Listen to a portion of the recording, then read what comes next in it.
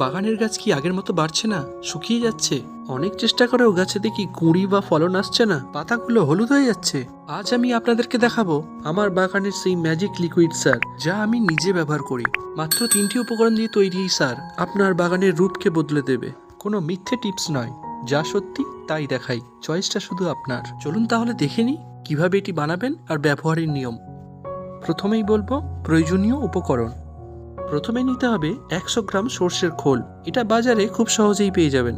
এটি গাছকে পর্যাপ্ত নাইট্রোজেন সরবরাহ করবে, যা গাছকে দ্রুত বাড়তে সাহায্য করবে। এরপর নেব কয়েকটা শুকনো কলার খোসা। এতে থাকা পটাশিয়াম ফলন বাড়াতে আর ফুল ঝরা রোধ করতে সাহায্য করে। আর তৃতীয় উপকরণটি হলো ব্যবহৃত চা পাতা। এটি মাটির স্বাস্থ্য ভালো রাখতে খুব সাহায্য করে। সর্ষের খোল বাদে বাকি জিনিসগুলো কিন্তু ঘর থেকেই পেয়ে যাবেন। এবার লাগবে একটা মাটির হাঁড়ি, নিতে হবে 1 লিটার জল। মাটির পাত্র নিলে সব থেকে ভালো হয়। 3টে উপকরণ মাটির পাত্রে দিয়ে ভালো করে মিশিয়ে নিন। ছায়াযুক্ত জায়গায় ঢাকা দিয়ে ভালো করে রেখে দিন, যাতে মিশ্রণে তৈরি গ্যাসগুলো খুব সহজে বেরিয়ে যেতে পারে আর মিশ্রণটিও ভালোভাবে পচতে পারে। তবে মনে রাখতে হবে, প্রতিদিন সকালে ও বিকালে একবার করে কিন্তু খুলে দিতে হবে।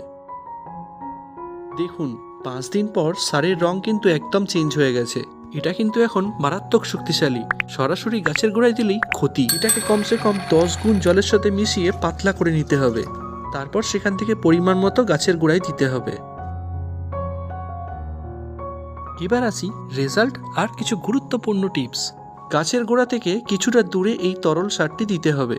মাসে মাত্র 2বার ব্যবহার করে দেখুন, আপনার বাগান পুরো ফুলে ফলে ভরে উঠবে।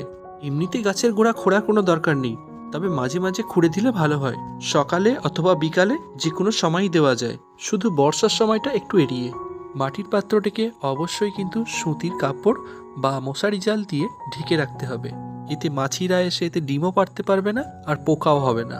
ফুল গাছ, সবজি গাছ বা ফল গাছ, যে কোনো গাছই হোক না কেন, সমস্ত গাছেতেই এই মিশ্রণটা ব্যবহার করে যায়। আর রেজাল্ট একদম হাতে নাতে পাবেন।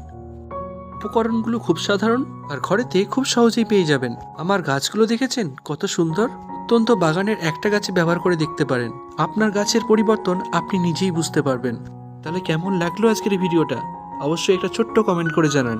আর মৌসুমী লেবুর বাম্পার ফলনের ভিডিও দেখতে চ্যানেলটিকে কিন্তু এক্ষুনি অবশ্যই সাবস্ক্রাইব করে দিন। দেখা হচ্ছে তাহলে পরের ভিডিওতে। আজকের মতন টাটা, ভালো থাকুন, সুস্থ থাকুন।